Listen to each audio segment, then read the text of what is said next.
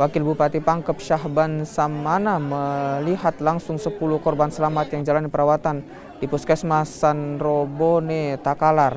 Usai jalani perawatan, 10 korban yang kondisinya sudah membaik kemudian dipulangkan ke Kabupaten Pangkep. Mereka dipulangkan menggunakan mobil bus dan juga ambulans.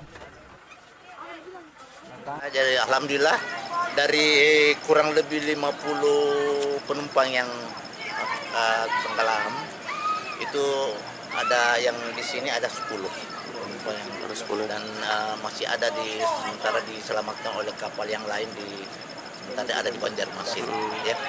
Jadi salah hari ini kita jemput yang ada di Takalar ya. Sanrobone Takalar ini sebanyak 10 penumpang. Itu rencana mau dibawa kemana? Ini kami mau bawa ke Pangkep dulu untuk kita inapkan di salah satu penginapan di Pangkep supaya mereka dulu bisa tenang. Nanti kita periksa kesehatannya, setelah itu nanti kalau ada pihak keluarga yang mau mengambil silakan, tapi tetap menjadi pengawasan kita sampai mereka kembali karena kan mereka banyak keluarga juga di Pangkep.